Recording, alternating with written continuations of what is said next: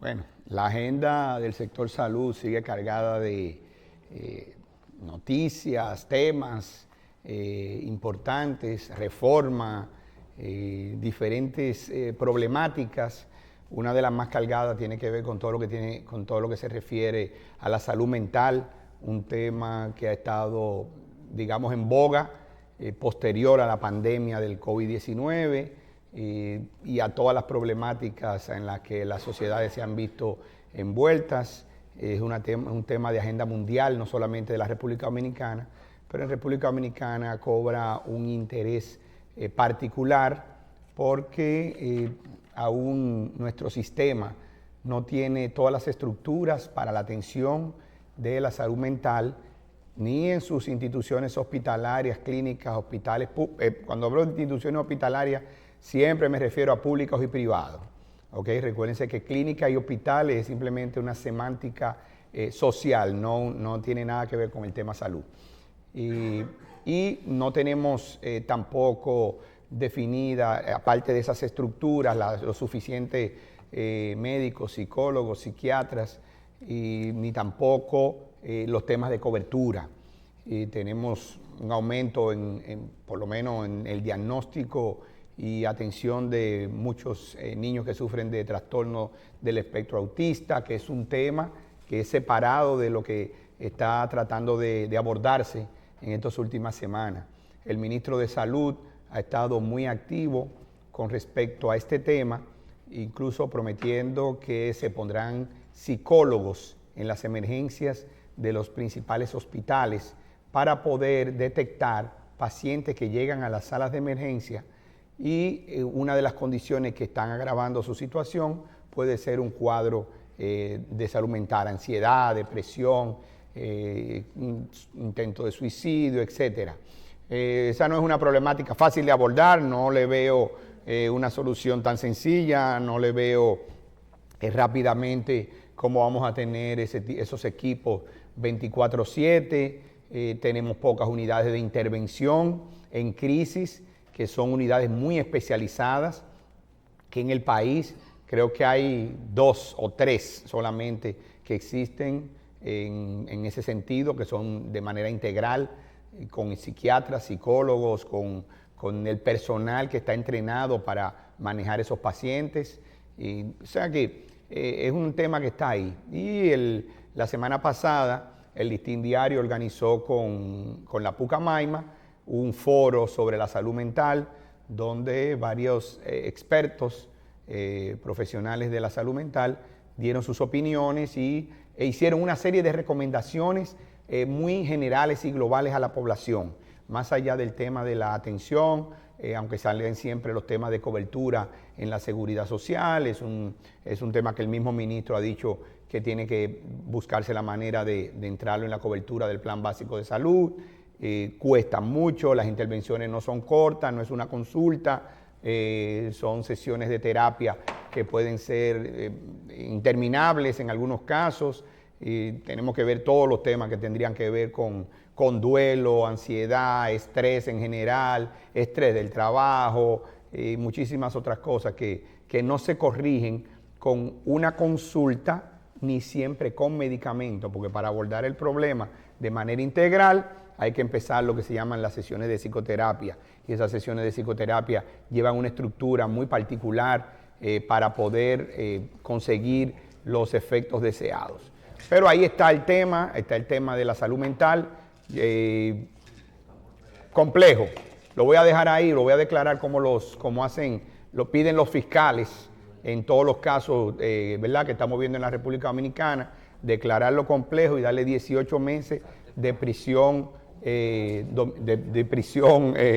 medida de coerción, cumpliéndola en la prisión, hasta tanto ver si se pueden crear las pruebas. En este caso es definir un plan para hacer esas coberturas, definir de dónde van a salir los recursos financieros, el personal que hay que formar para poder atender todas estas situaciones. Y sí, temas como la depresión es un tema importante en República Dominicana, como en el mundo, pero en República Dominicana lo es. agravada por el gran estrés que mantenemos en el tráfico, en los problemas de los servicios, en las calles sin arreglar, en las llueve y se llenan de agua, se llenan los hogares, no tenemos todos los planes articulados, pero hay también situaciones en las que la población demanda medidas mucho más rápidas que a veces no la tienen. Y ahí tenemos el caso de Valencia, sin hacer ningún juicio sobre sus autoridades ni su gobierno, sino la dimensión de esa catástrofe y cómo ahora mismo esa población también está viviendo un tremendo problema de salud mental porque se han quedado sin hogares, no hay trabajo, o sea, no se ha abierto ningún medio laboral, perdieron ajuares, perdieron vehículos, perdieron de todo y ahí están en esas situaciones. Cuando pasan ese tipo de catástrofes, el abordaje no es tan sencillo. William, ¿por qué es tan difícil tratar el tema de la salud mental? Es un tema de presupuesto que no se incluyó en el plan básico, no tenemos salud mental. Hay un problema de inclusión, pero también hay, escuché el otro día que te dicen a ti, bueno, el problema es que un médico para una consulta no puede trabajar en 15 minutos ni en 10 minutos. No. Pero también que no tenemos la cantidad de psiquiatras necesarios en el país. ¿Qué es lo que pasa realmente? Si pudiéramos atacar el problema en la seguridad social de la salud mental, no hay profesionales, no hay unidades, no hay presupuesto, ¿qué es lo que pasa? Bueno, empecemos por el plan básico. No es que el plan básico no tiene cobertura de salud mental. Lo último que me dijeron ahora es que también hay un incremento, inclusive a nivel de psicología más que de psiquiatría. Bueno, pero es que precisamente porque el psiquiatra no se va a sentar a hacer sesiones de psicoterapia. Una consulta de psiquiatría es una consulta de alrededor de 45 minutos, una hora. Y es cierto, ese es un profesional que a diferencia de otras especialidades que puede ver 3, 4 pacientes en una hora, este médico ve un solo paciente en una hora. En el mundo entero, donde hay estructuras bien organizadas, hasta los propios trabajadores de la salud mental, incluidos los psiquiatras, tienen que hacer pausas, porque es a tanta la problemática a la que se someten escuchando que tienen sus temas. Pero sí hay cobertura, lo que tenemos que definir es cómo vamos a hacer los tipos de sesiones de psicoterapia, las terapias familiares, las terapias de grupo, cuántas sesiones tenemos en capacidad de cubrir con el dinero que existe. Es un presupuesto del Estado, entonces el ministerio tiene ahora mismo que abocarse a todo lo que es la parte de salud colectiva, a campañas de prevención en términos de la salud mental, quizás establecer grupos focales, etcétera, etcétera. Pero sí, un poco de todo lo que tú mencionaste. Hay un aumento de casos, lo que indica que la demanda de servicios va a aumentar. Entonces eso hace que el déficit de profesionales sea más notorio. No están todos ubicados en todos los lugares del país. Los psicólogos también tienen sesiones que no son de 15 minutos. Tienen intervenciones que van más allá. ¿Qué hacemos en las escuelas, en los niños? Donde tenemos que empezar a intervenir. Entonces es un tema bien complejo que está ahí, está latente, al cual tenemos que abordar, pero que yo no le veo una solución fácil. Eso no significa que no tengamos que empezar a trabajar sobre esa solución, sino que no le veo una solución fácil. Pero si no comenzamos nunca, tampoco avanzaremos ni nunca tendremos un final feliz. Otro tema que quiero tocar fue el llamado que había a paro en el sector salud de 3 días y que las autoridades lograron desarticular con reuniones efectivas, una por el Gabinete de Salud, presidido por la señora vicepresidente de la República, quienes entonces empezaron a escuchar no solamente el reclamo de los médicos, sino también el reclamo del resto del personal de salud, incluidos los administrativos, en este caso del sector público, bioanalistas, farmacéuticos, radiólogos, enfermeras y personal administrativo en general que necesitan una mejora de sus ingresos.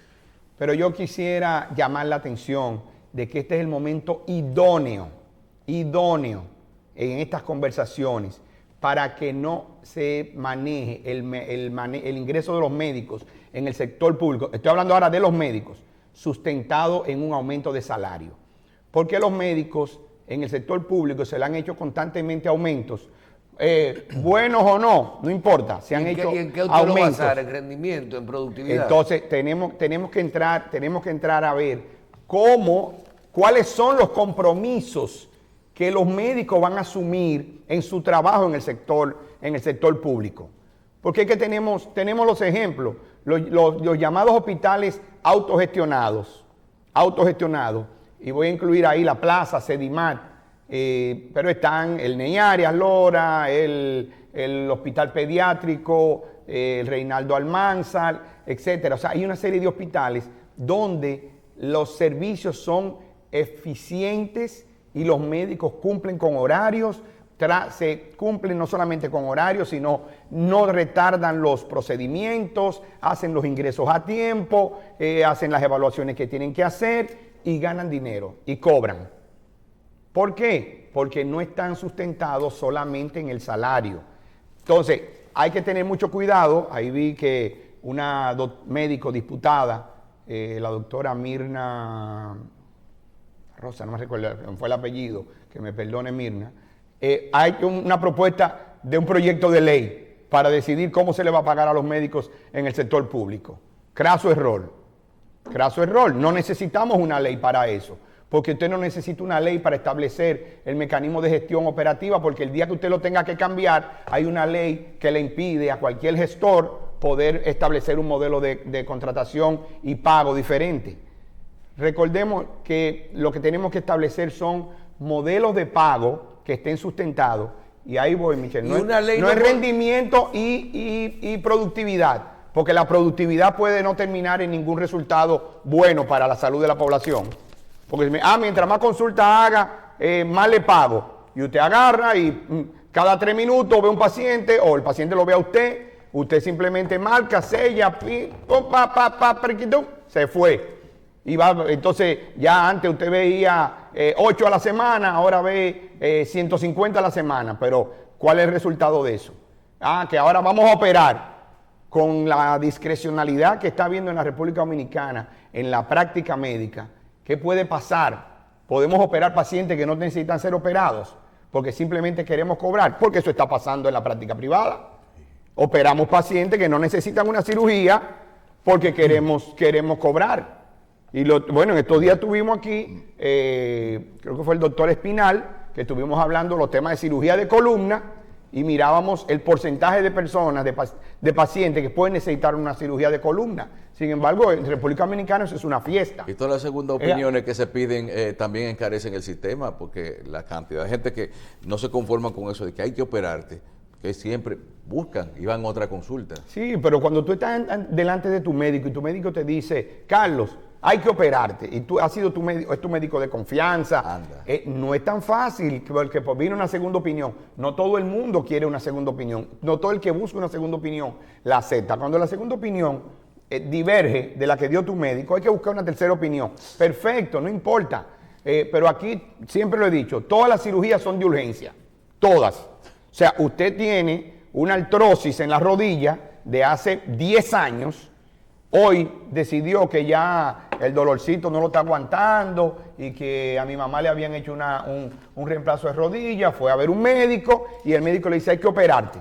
Pero mira, eso es mañana, porque esos 10 años de dolor que tú tienes, es viejo, no es mañana, hay que programarla, no, pero inmediatamente se convierte de urgencia.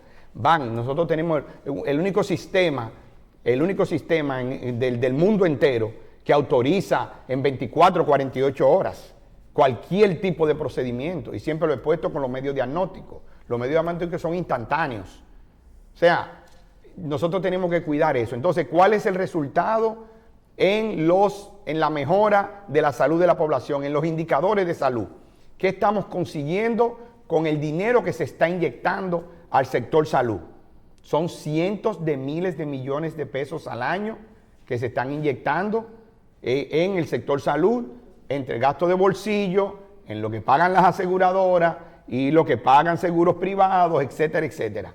donde un porcentaje altísimo, más de lo que se establecen en otros sistemas regulados, va a honorarios médicos contra lo que es el gasto clínico per se. O sea, usted lo hospitalizan y 70% de la cuenta es honorario médico y 30% de la cuenta es medicamento, habitación, etcétera, estudios diagnósticos que le hicieron durante la hospitalización. Y eso es irracional. Ahora, ¿qué quiero decir con esto? Este es el momento idóneo para aprovechar y establecer un modelo de contrato diferente en el sector público. Creo que lo fue el 2020 con la llegada del gobierno de Luis Abinader, pero en ese momento había una necesidad, tuvimos el COVID, había que recompensar a una serie de médicos también que hicieron un sacrificio, muchos hasta con su vida, y mejorarle las condiciones de ingresos fijos. Pero ustedes saben por qué que los médicos, por qué que el colegio médico solo pide aumento salarial. Porque todos esos muchachos que se graduaron, ¿qué mes estamos ahora? Noviembre. Que se graduaron ahora en julio y salieron como especialistas para la calle, le han dicho, tiene que tenerte un empleo bueno en el sector público con salario, porque de ahí va a salir tu pensión. Esto es lo que le hemos dicho. Entonces, de ahí es que va a salir tu pensión. A mayores salarios en un sistema donde tenemos modelos privilegiados de pensiones, lo tenemos. Bueno, de hecho, Arismendi Díaz Santana ha estado escribió una serie de artículos en semanas pasadas, durante varias semanas, donde analizaba ese tema de las pensiones privilegiadas, desde los jueces, Cámara de los congresistas, sector educativo, sector salud, sector Fuerzas Armadas, policía, etcétera. Son modelos de pensiones que están ahí, que sean, oye, los pagos no dejan de ser injustos, lo que tienen es que no pueden ser financiables. Entonces estos muchachos se dedican, en vez de dedicarse a una buena práctica, que pueden ganar mucho dinero en el presente, haciendo las cosas bien, porque hay dinero que se puede ganar en el sector de la salud, haciendo las cosas bien. Claro, si usted tuvo un mentor ahí de lo que le va a decir, cuando tú salgas, oye cómo que se la busca uno, y tú empezar a hacer cosas mal, entonces eso es otro tema. Eso es otro tema, eso es harina de otro costal que lo vamos a tener que analizar en otro momento. Aunque hemos hablado en algunos momentos de ciertas cosas de esas, pero haciendo las cosas bien, porque los grandes médicos dominicanos que ganan mucho dinero están haciendo las cosas bien y están ahí. Son autoridades, no solamente a nivel nacional, muchos reconocidos internacionalmente, y ganan mucho dinero, pero porque hacen las cosas bien. Entonces, hemos hablado de muchas cosas mal hechas. Entonces, este es el momento que el sector público tiene que aprovechar para eso. No por producción, sino por resultados. Por resultados. Ahora, ¿cómo establezco los resultados? Bueno, no es... Pero también, por ejemplo, aquí hay muchas zonas que no hay médicos de muchas especialidades. Tú te vas aquí a alguna zona de la frontera, por algunos pueblos que dicen, aquí no es rentable tener un neurólogo. Entonces tú tienes que salir de ahí. Lo mismo con los casos esos que estuvimos hablando el otro día que usted presentó aquí de los, ¿cómo se llama? De los ataques de las isquemias. No son ni que 6 centros, 3 centros que hay en el país. Pero, Michelle, eso pasa en Estados Unidos, eso pasa en Europa, comunidades pequeñas que no tienen suficiente personal. Doctor, si los 1.500 centros de atención primaria, vámonos al básico, y los 180 hospitales, más las clínicas privadas estuvieran todas abiertas, nosotros fuéramos autosuficientes en salud, por lo menos para el primer nivel de atención, o todavía 1.500 es insuficiente. No, lo que pasa es que depende de la capacidad resolutiva que tengan esos centros. Por ejemplo, dicen que en un país como el de nosotros tiene que haber 40.000 policías. ¿Cuántos médicos y hospitales tiene que haber para nosotros tener la necesidad de salud? Lo que pasa es que hay unos estándares que establece la Organización Mundial de la Salud en base a la cantidad de médicos por población, enfermeras por población, camas por la población. Nosotros tenemos hospitales abarrotados y tenemos otro vacío. No solamente porque estén en reparación o algo por el estilo, sino que hay la ocupación general no pasa el 70%. Quiere decir que tenemos suficientes camas, pero Un presidente va a una comunidad y ¿qué es lo primero que le pide la comunidad, por pequeña que sea? Queremos un hospital y queremos una ambulancia. La ambulancia para parquearla ahí, por si alguien se pone malo, haya cómo sacarlo a una atención. ¿Significa esto que tenemos que descuidar esas poblaciones? No. Ahora, lo que hay que establecer, y cuando hablábamos de los centros para el manejo precisamente de las isquemias, o sea, era cómo se hace el circuito del traslado, que es lo que no ha pasado también con el tema de la sangre, que hemos sido incapaces de terminar de solucionar el problema, porque no tenemos, ahora mismo no hay nada que dé un clic y le diga a usted dónde hay una sangre B positivo. No lo hay. Y todavía recolectáramos la suficiente sangre, necesitamos ese tipo de cosas que son software, que pueden perfectamente alimentar e interconectar los bancos de sangre, por decir una cosa. Entonces, hay que ser, yo creo que es el momento de que nosotros como país pensemos fuera del cajón. Pensemos fuera del cajón y de las soluciones que hemos buscado siempre, que no han sido soluciones. No lo han sido porque los problemas persisten. Bueno, de hecho, Aníbal de Castro escribía un editorial sobre el tema de los hospitales en la República Dominicana y donde decía que la cantidad de hospitales o en remodelación o que no tienen los insumos necesarios, hay cositas en las que yo creo que él no está correcto, o sea, decir que no hay ciertos tipos de insumos, porque sí los hay, pero sabemos de muchos hospitales que empezaron a ser remodelados en el 2012 o 2013, que todavía no se han terminado, porque muchos también se terminaron, digamos también que no se pagaron, que tenemos un grupo de ingenieros ahí reclamando los pagos de las ubicaciones que ya están todas presentadas para que le liquiden los pagos y que tampoco los pagamos. O sea, que hay un poco de todo en este remolino de lo que es nuestro sistema de salud, nuestro sistema sanitario. Entonces, Michelle, cuando tú me preguntabas cuántas necesitamos,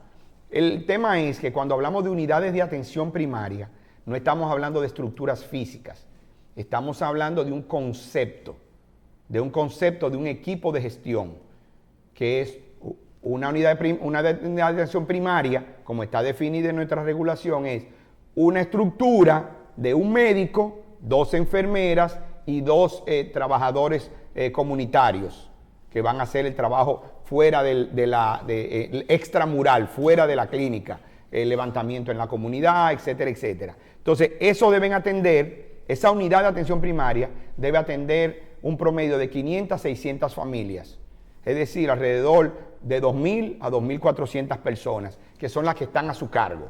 Entonces, eso es lo que se llama una unidad de atención primaria. Pero si el Estado o el sector privado hace una clínica con capacidad para atender 30.000, entonces, ¿cuántas unidades de atención primaria tendríamos ahí? Hasta 10. Pero depende cómo se estructure. Entonces, si son 1.700, si son 8.000, si son 400, eso depende de cómo estén estructuradas. Y lo que pasa es que el número suena rimbombante. Tenemos 1.700, 1.800 unidades de atención primaria. Tenemos núcleos de atención, que es muy diferente. Están completos, tienen lo que necesitan. La gente no tiene que terminar yendo al hospital a buscar el servicio que le debió dar la atención primaria, porque los horarios en los que trabajan esas unidades en la parte pública está limitado a 4 horas de trabajo del médico. Y entonces la gente termina yendo al hospital a buscar el mismo servicio. ¿Qué hacemos? Pagamos por el servicio en la unidad de atención primaria y el mismo servicio lo pagamos en el hospital o lo pagamos en una clínica privada. O sea, es que este es el momento de lograr corregir esas distorsiones. Este es el momento de lograr corregir estas distorsiones. No, vuelvo y repito, no se necesita una ley para definir cómo se le paga a los médicos. Eso no se necesita. Bueno, quizá en algún momento definir cosas que tiene la ley, creo que 6083, no recuerdo, que regulaba el ejercicio de la práctica médica, y establecer, por eso un mecanismo de pago donde la gente asuma un compromiso de atender lo mejor posible a los pacientes, consiguiendo el mejor resultado posible. Esos son modelos de pago que hoy en día se llaman pago por valor. O sea, no es pago por atención, es pago por valor. ¿Qué valor usted le está agregando al sistema de salud, a la salud de la población que usted atiende, en términos de controles, en términos de hipertensos controlados, diabéticos controlados, embarazadas con las atenciones, la cantidad de atenciones que se necesitan, vacunados, no sé, y por ahí nos vamos, prevención del cáncer en mujeres, en hombres, tanto de cervix como de mama, como de próstata, otro tipo de detección, de tamizaje que hay que hacer. Entonces usted está diagnosticando temprano a la gente y podemos atenderlo de manera adecuada, dejando una impronta. William, pero son muchas cosas. Pero están escritas, Michelle. O sea, no es que Gustavo William es un genio y se inventó esta vaina. Yo no veo como una estructura como esta en este país uno le va a entrar a todos esos problemas. Bueno, Michelle, vamos a hacer un plan de trabajo y vamos a definir claramente los roles. Una a la vez. Vamos a sentarnos con el colegio médico y vamos a decirle, no, espérate, esto no es un tema nada más de pedir, porque puedo hacer huelga. ¿Tú sabes lo que sí debía existir? Una ley que prohíba las huelgas en sectores como el sector salud. Eso sí debería existir, porque eso está atentando contra toda la población. Bueno, eso es como que hubiera una huelga de las empresas de transmisión eléctrica o de generador eléctrico. Una huelga de policía. O una huelga de policía. Aquí hay una huelga de profesores. O de profesores. Pero aquí hay una cantidad de distorsiones en algunas áreas, sobre todo en la salud. Mira, huelga de médicos. Clínica privada que le piden un depósito a la gente en la emergencia. Y que hacen huelga también. Bueno, espérate. Y que hacen huelga también. Para poder sacar una cosa que no tan clara. Que fulano se murió en una clínica y no te despachan el muerto. Mira, a mí me llegó un caso, que por cierto lo vamos a averiguar, a ver si podemos ayudar a esa familia. Pero uno a veces quiere saber si tiene la razón, ¿verdad? Claro. Una persona se le muere, tiene un accidente, casado, un deportista, tiene un accidente, lo llevan a una clínica, lo trasladan. El accidente fue en Jarabacoa, lo trasladan a un centro en la capital. Cuando le dan ingreso, se escribe mal el tema de cómo llegó. Parece que le pusieron accidente de tránsito en vez de ponerle traslado de qué sé yo qué. Pero amén. El tipo tenía su seguro médico privado, de su plan básico, ¿verdad? Porque era dependiente de su esposa. Contributivo, de una ARS. Pues yo quiero, ojalá que Feli oiga el caso. Oye, tú tienes, ese muchacho fallece. Después como de 6 meses o 3 meses, cuidado, una cuenta de 4 millones de pesos. 4.300.000. Se sientan a ver duplicidades y cosas. Le entregan entierran su hombre y todo, no hay problema. La cuenta queda en 4 millones de pesos. 4.010.000 pesos. Bajó como 250.000 pesos. Seguro. Su ARS cubre 1 millón y pico. Parece que consumió el plan que tenía, ¿verdad? 1 millón, qué sé yo cuánto. Por la pobre muchacha debe 2 millones. La muchacha gana 19.000 pesos. Debe 3. Debe 3. Debe 2 millones y pico de pesos. ¿Y qué se hace con esto? Que hay que hablar con una cosa que se llama alto costo, que le manden la cuenta al Ministerio de Deporte a ver si el programa de cosas lo ayuda. Pero hay que ver qué deporte tenía la persona, que si el despacho de la primera dama, qué cosa. Ven acá. Y la salud no es un derecho. Y una esposa es responsable de la cuenta y obligada para sacar. Los servicios se lo dieron. Ah, no. O sea que el pero servicio, no, o sea que el servicio pero de salud estuvo garantizado. Lo peor de todo no es eso, que cuando yo veo los 4 millones de pesos, que digo cero mata cero, 1.800.000 en medicina. O sea que no fue que nada más de medicina, para salvar a ese hombre se le dieron 1.800.000 pesos y se autorizaron, o sea, dale para allá. Ahora vamos a suponer, yo no quiero hablar de quién tiene la razón, porque yo estoy seguro que vamos a llamar a la clínica y los médicos van a bajar un pedazo y vamos a ayudar a la muchacha entre toditos, eso no importa, pero oye, ¿cómo es que el sistema? Tú no vas a firmar, primero a veces la gente no quiere, mira que le entregaron el coso, pero te voy a decir algo, se ha pagado 1 millón y pico de pesos, tenía su seguro, y qué carajo, parece que la muchacha en medio de una desesperación buscó 50,000 pesos. Buscó 50,000 pesos de los 2 millones y pico de pesos. Ah, pero ya eso lo tiene una empresa de cobro compulsivo. Dios mío. Sí. ¿Tú me estás entendiendo? Entonces, ¿qué tú vas a hacer? Hablar con la clínica, hablar con los médicos, hablar con la primera dama, hablar con el Ministerio de Deporte, buscarle unos cuartos a la muchacha, ayudarla a esta, que todo el mundo le toque. Eso no es cubriendo un derecho, eso es pidiendo favores. ¿Pero qué se hace? Eso es pidiendo favores. ¿Pero qué se hace si el hombre se murió y tú tienes que dejarlo morir? Por falta de 3 millones de pesos, 4 millones de pesos. Michelle. ¿Tú me estás entendiendo? Sí, te estoy entendiendo.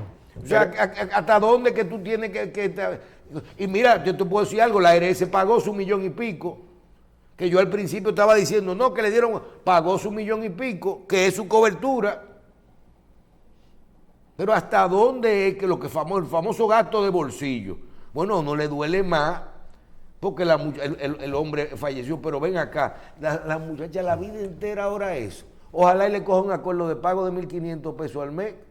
¿Acuerdas de Estados Unidos, Félix, que cogían allá y te decían, paga en 1.500? Sí, claro, porque son agencias que ya también te la pasan la deuda.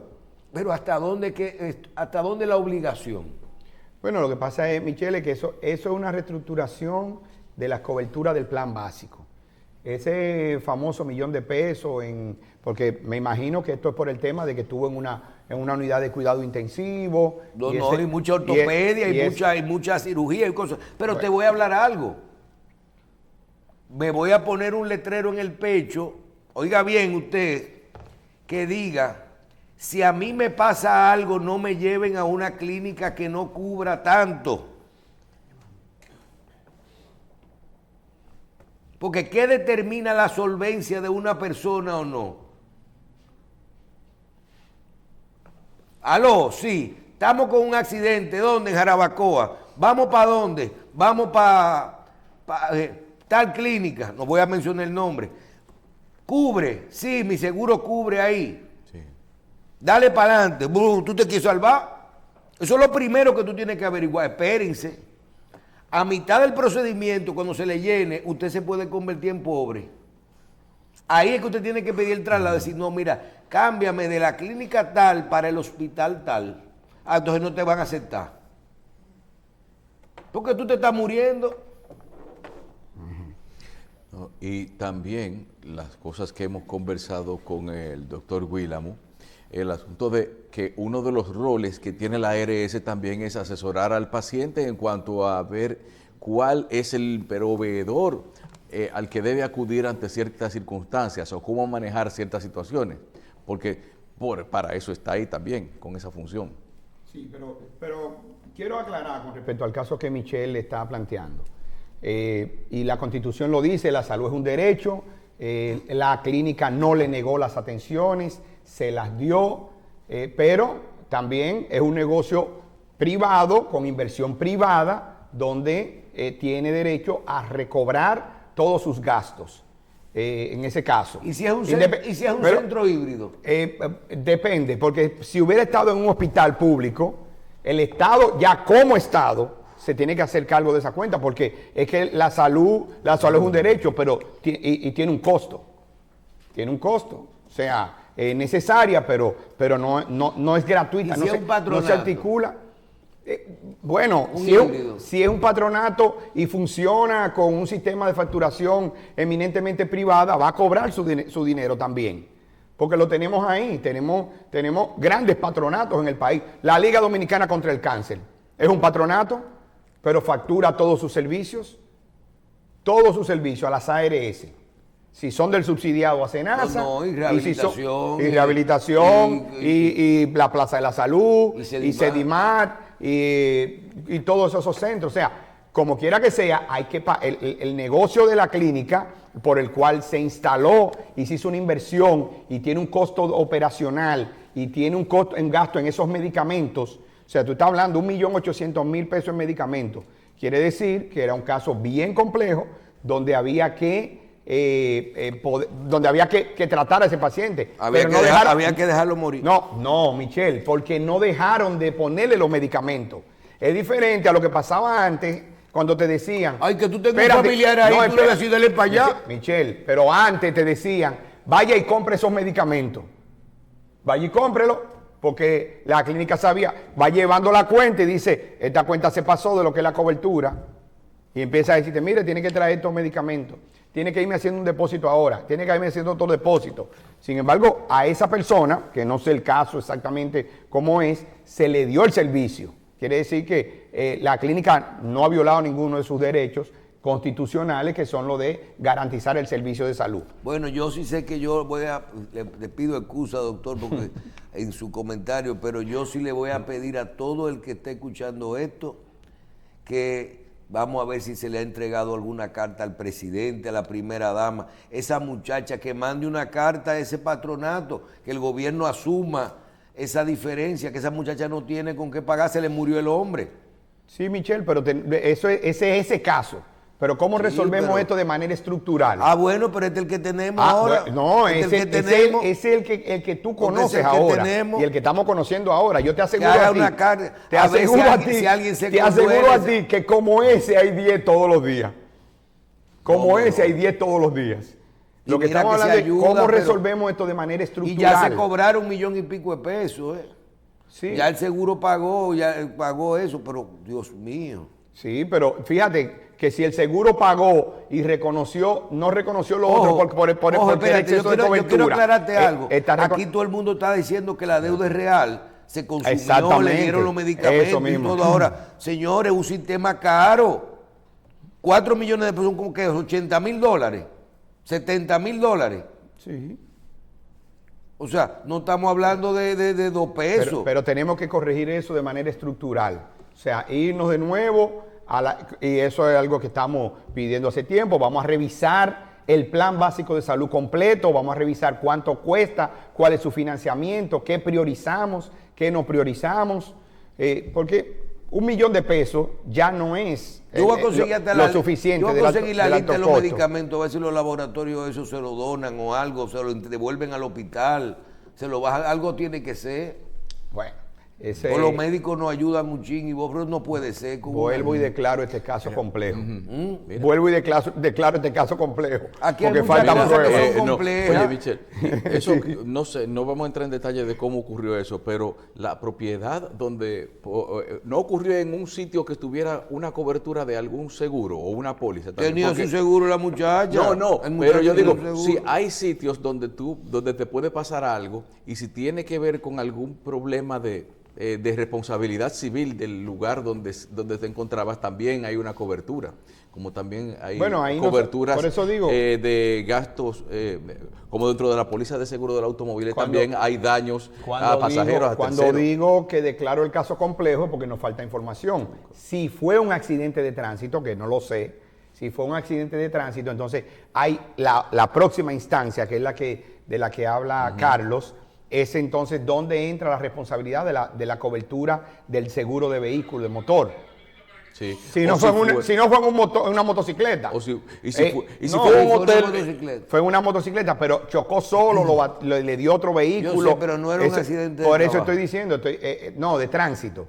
Porque entonces, pero recuérdate que la disyuntiva, el dislate que tenemos entre la cobertura del seguro de vehículo de motor y la seguridad social con el tema de los accidentes de tránsito es que las compañías de seguro pagan cuando son ya condenadas, en el sentido de, no necesariamente en una corte, sino cuando se reconoce que hay una falta que tiene que cubrirla la compañía de seguro. Entonces, no asiste, porque si no el Darío Contreras nunca hubiera tenido problemas financieros en su vida. porque todos los accidentados que llegaban ahí desde antes de la seguridad social hubieran estado cubiertos por los seguros de salud. ¿Qué recobraba? Por eso es que, nada, porque no estaba, ¿cómo que le llaman a los abogados? La cosa es vaina juzgada. Irrevocablemente juzgada. Hay que ver cuánto tenía el fallecido en la AFP también. No importa no, es que la AFP no entra. Todo el buscando cuarto que todo el mundo tiene la razón. Hoy y lo que Michelle se refiere, pero y ahora dejamos a la familia como quiera en bancarrota. Es mejor la deuda, porque la pensión no es embargable. Bueno, eso es lo primero. ¿La qué? Las pensiones no son embargables. ¿Qué es lo que las pensiones? O sea, si él era contributivo, si tiene fondos de pensiones, él estaba afiliado a través de la esposa. Él no estaba. Él no estaba cotizando. Él era dependiente personal, solo sí. No cotizaba a través del Ministerio de Deporte ni nada por el estilo. Bueno. Entonces es una cosa que hay que buscarle una solución, como la que SENASA le ha buscado en muchos casos, que es cuando le ha hecho acuerdos con el ministerio para emitirle un seguro a los atletas. Entonces, ese es un tema donde tenemos que proteger a nuestros atletas. SENASA. Mira, hay alguien que nos escribió. Bueno, lo que pasa es que yo no estoy hablando de SENASA. Él es el que yo sé que tú no estás hablando de soluciones. Hay alguien que nos explicó algo ahí ahora mismo, que uno tiene que saber qué dice. Si hubiera tenido un seguro de SENASA en vez de 1 millón, ya le hubieran cubierto todo. Eso me lo escribieron ahí, pero eso mira, no tenía seguro de SENASA. No puede, uno que le cubriera. El manejo de la cuenta es más complejo de ahí, porque es que depende, el millón, 2 millones, dependen del tipo de servicio. Pero si hay otros servicios que están asociados, que salen de ahí, la cobertura puede ser mucho mayor. Dile eso a la que tiene 3 millones en la espalda.